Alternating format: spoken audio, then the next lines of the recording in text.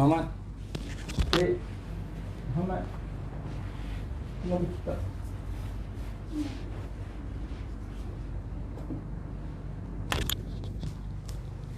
Allahumma salli salatan kamilatan wa sallim salaman tamman ala sayyidina Muhammadin alladhi tanhallu bihil uqadu wa tanfariju bihil kurabu wa tuqda bihil hawaiju wa tunalu bihi rawaibu wa husnul khawatimi wa yustasqal ghamamu biwajhihil karimi wa ala alihi wa sahbihi fi kulli lamhatin wa nafasin bi'adadi kulli ma'lumin lak birahmatika ya arhamar rahimin. Allahumma salli wa sallim ala nuril anwar wa siril asrar wa tiryaqil aghyar wa miftahi babil yasar sayyidina wa maulana Muhammadinil Mukhtar wa alihil athhar wa ashabihil akhyar adada ni'amillahi wa ifdalih. Assalamualaikum warahmatullahi wabarakatuh. Bismillahirrahmanirrahim. Alhamdulillahi rabbil alamin wassalatu wassalamu ala asyrafil anbiya'i wal mursalin wa ala alihi wa sahbihi ajma'in. Qala rabbi shrah li sadri wa yassir li amri wahlul 'uqdatan min lisani yafqahu qawli. Rabbi yassir wa la tu'assir ya karim, amma ba'd. Alhamdulillah, bersyukur muslimin dan muslimat yang dikasihi Allah sekalian. Begitulah ya, pantasnya masa berlalu, diam tidak diam kita sudah pun berada pada malam yang ke-25 Ramadan. Subhanallah, ya, cepatnya masa berlalu. Mudah-mudahan kita dapat memanfaatkan masa dan ruang yang masih ada ini sebelum Ramadan akan pergi meninggalkan kita, kerana kita tidak tahu apakah di tahun hadapan kita berkesempatan ataupun tidak, wallahu alam. Jadi saya masih lagi bercakap berkenaan dengan soal kita bertaubat kepada Allah Subhanahu wa taala. Saya ingin sebut satu hadis Nabi sallallahu alaihi wasallam yang diriwayatkan oleh Bukhari dan Muslim, di mana hadis Nabi sallallahu alaihi wasallam mengatakan, la yazni zani hina yazni wa huwa mu'min.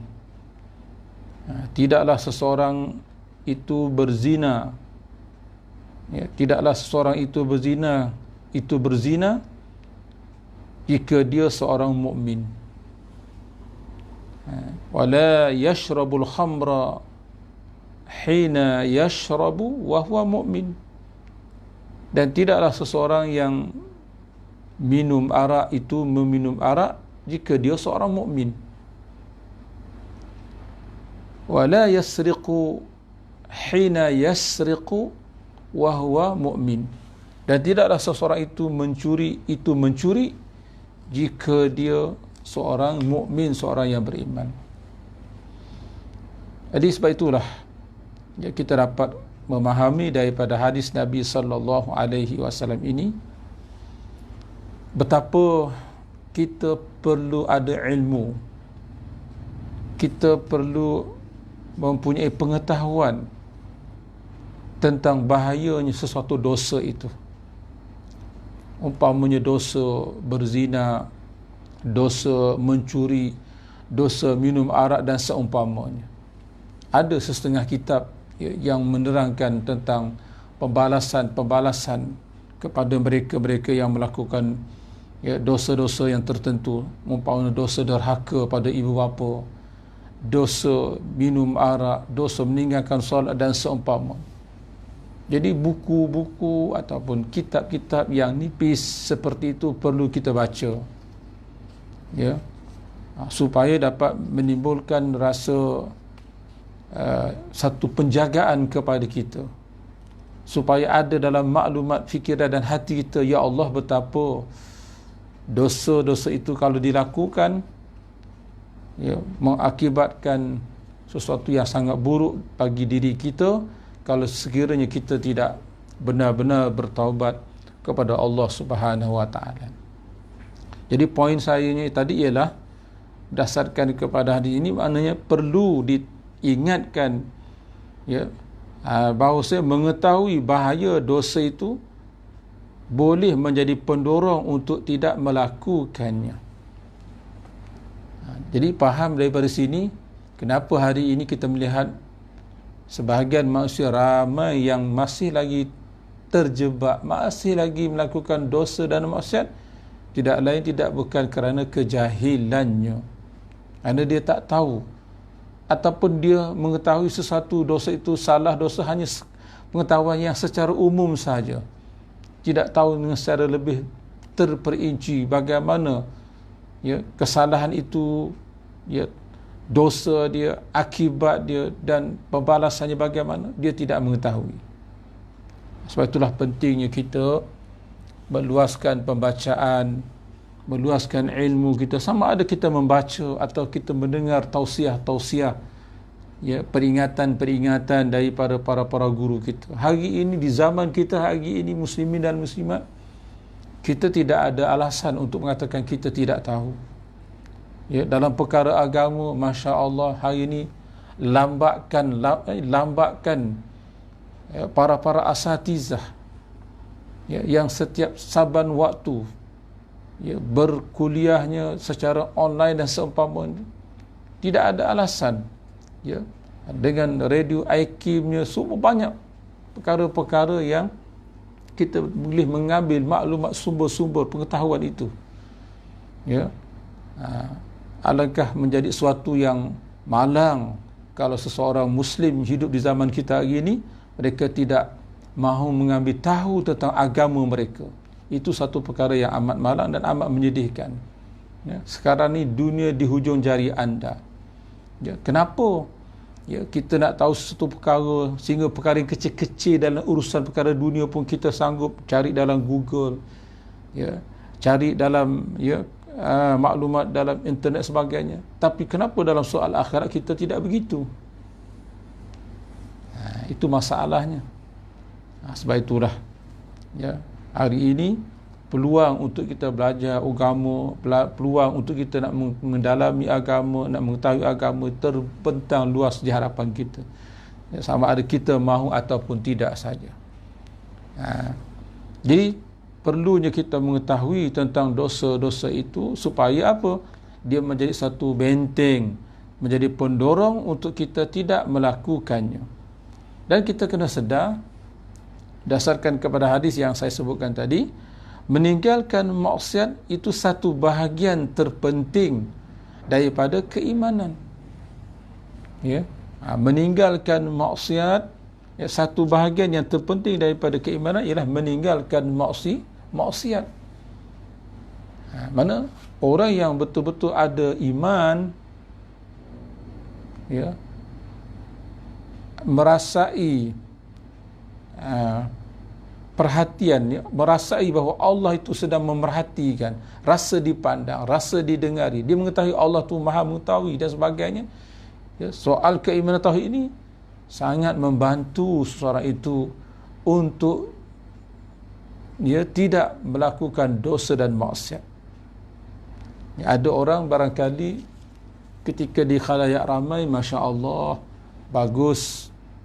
Ya, sebenarnya kalau kita nak tahulah kita ni baik tidak baik, kita sebenarnya di sisi Allah, lihat ya, bagaimana keadaan kita bila kita bersendirian. Di saat ketika manusia lain tidak memerhatikan kita. Kalau nak tahu setara mana kita ni betul-betul bertakwa atau tidak, lihatlah bagaimana ketika kita bersendirian. Orang yang benar-benar bertakwa kepada Allah ialah bertakwa di waktu bersama dengan orang ramai dan bertakwa kepada Allah sewaktu dia bersendirian. Ini pentingnya akidah, pentingnya ilmu, lebih-lebih ilmu tauhid, ilmu ma'rifatullah, supaya ia dapat menjadi pendinding, menjadi suatu memperingatkan kita tentang Allah, tentang diri kita. Kita yakin, percaya kepada malaikat, wa inna alaikum lahafizin, di kiri kanan kita ada malaikat hafazah kiraman katibin yang menulis, mencatat dan seumpamanya. Jadi soal-soal ini penting, sebahagian daripada keimanan kita pada Allah Subhanahu wa taala. Saya teringat satu kisah ya, kisah di zaman dahulu, seorang perempuan janda lah. Ya, ada anak yang masih kecil. Ketika itu zaman agak darurat, mungkin seperti sekarang ini zaman PKP, susah nak dapat kerja, makan sebagainya. Jadi si perempuan ini dia berjiran dengan sepupu dia, seorang yang laki-laki yang agak berada, ya, yang memiliki harta, yang berada, yang kaya. Jadi sudah tentulah, ya, seorang ibu tadi yang janda, ibu tunggal, dengan keadaan tidak ada pendapatan yang mencukupi, ya, dan mengenangkan tentang anak-anak yang barangkali tidak memiliki makanan yang mencukup dan sebagainya, maka dengan berat hati dia pergilah ke rumah jiran yang juga merupakan sepupu dia. Dengan berat hati, dengan rasa, tapi oleh kerana memikirkan tentang anak. Jadi ringkas ceritanya, pergilah ya, perempuan ini tadi ke rumah sepupu dia. Ya, rumahnya Masya Allah tersergam indah. Ya, maklum orang yang berada, orang yang sedang, orang kaya. Bila dinyatakan hajatnya, ya, perempuan ini kepada sepupu laki-laki ini, lantas tengok, ya, laki-laki ini mengambil kesempatan. Dikata boleh, kalau awak inginkan nak dapatkan bantuan makanan, ya, mungkin beras, makanan RM2 sebagainya, tapi syaratnya kamu kena menyerahkan tubuh kamu kepada aku. Masya Allah. Inilah dunia tuan-tuannya, muslimin dan muslimat. Ya, kadang-kadang minta maaf cakap, orang-orang yang kaya, orang-orang yang berkuasa mengambil kesempatan di atas kelemahan orang lain, ya, di atas kekurangan orang lain. Na'udzubillah min zalik. Jadi ini yang berlaku kepada muslimah ini, seorang ibu muslimah, ibu tunggal ini. Ya Allah, ya, terkejut dia, rasa terperanjat pun ada, masa rasa terpinga-pinga pun ada, macam percaya tak percaya, macam mana ni. Ya, bila memikirkan anak-anak yang kelaparan di rumah, sedangkan dia sangat memerlukan kepada makanan untuk diberi kepada anak-anak yang lapar di rumah. Dan masa sama pula, ya, sepupu pula, ya, minta dia melakukan perkara yang dilarang oleh agama, ya, dalam persimpangan. Ya, akhirnya dia terpaksa akur, dan bila belum nak melakukan perkara yang dilarang oleh agama tersebut, maka disuruh oleh sepupu dia tadi kepada perempuan itu agar menutup setiap pintu dan jendela rumah sepupu ni tadi. Ya, maklumlah, dia takut dilihat oleh orang di luar sana.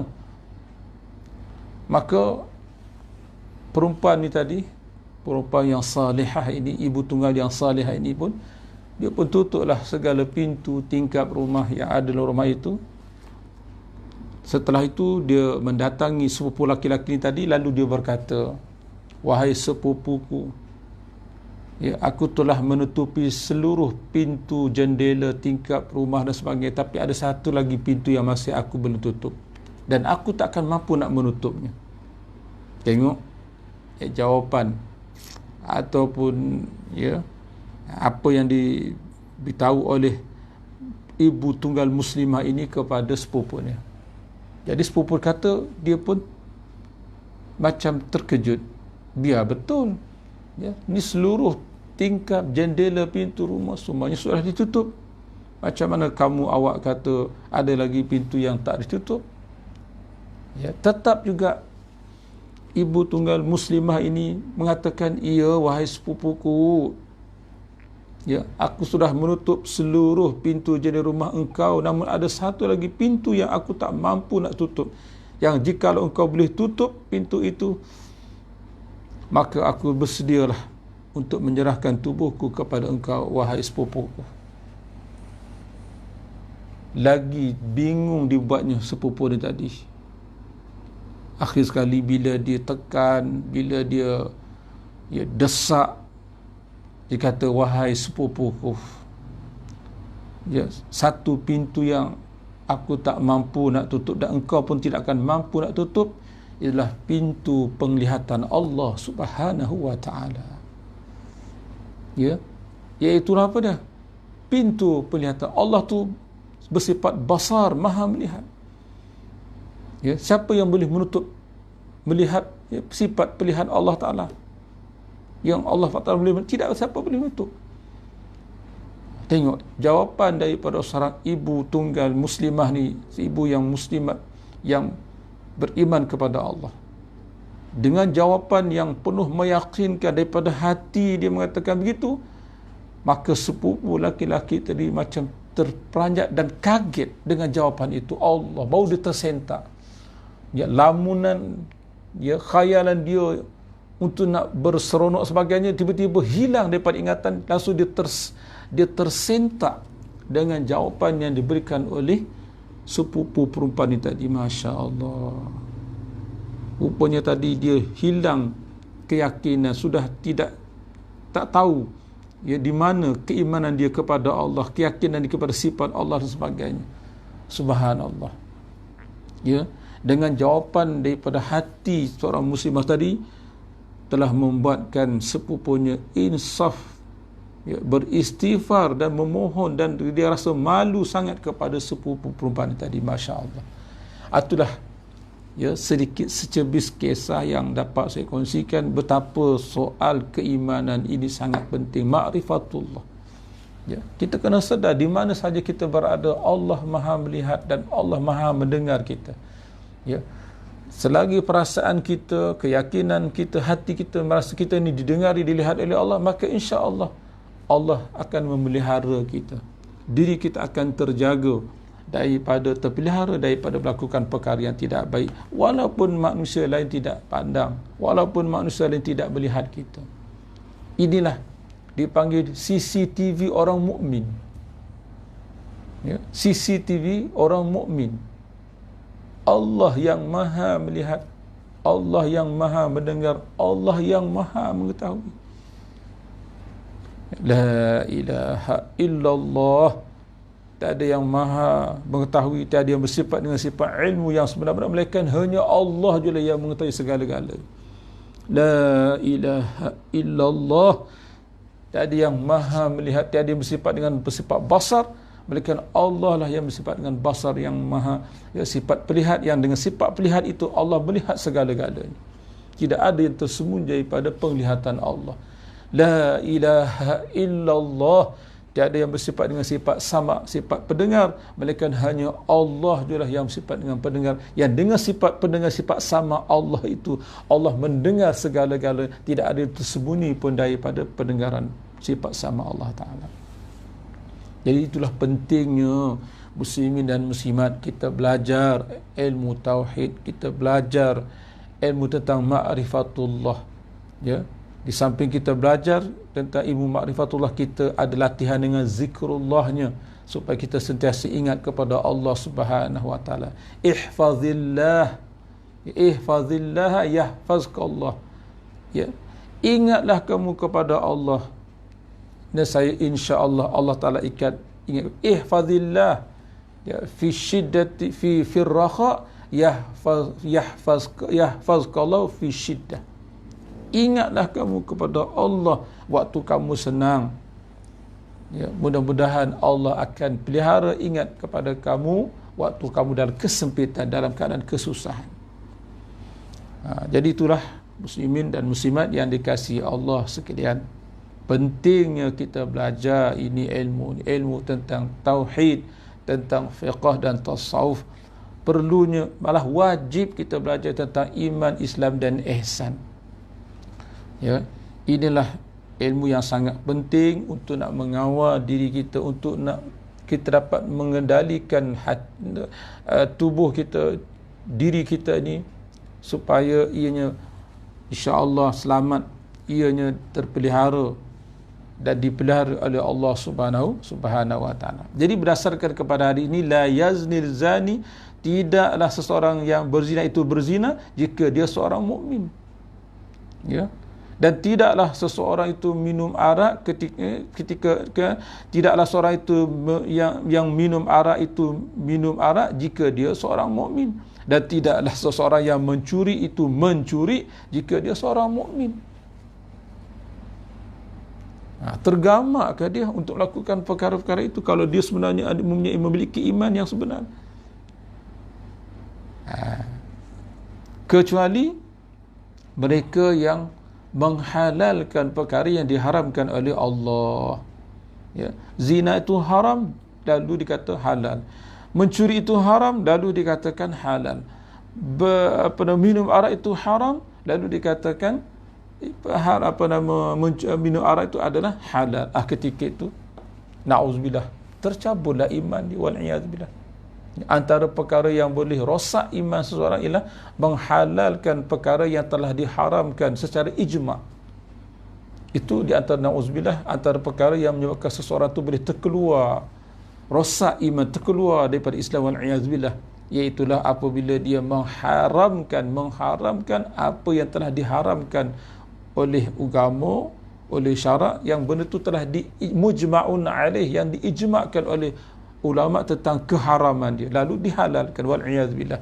Ketika itu benarlah, ya, kalau sekiranya berzina itu ketika itu tak ada iman dia, wal iyaz billah. Jadi itulah sedikit perkongsian saya pada malam ini. Mudah-mudahan ya sikit sebanyak dapat memberikan kesedaran dan kepada keinsafan, pengetahuan kepada kita betapa pentingnya kita kena ar-ruju' ila Allah, kembali kepada Allah. Ya Allah, ya kami tak mampu ya Allah untuk meninggalkan dosa dan maksiat, walaupun kecil, walaupun sedikit, takkan mampu.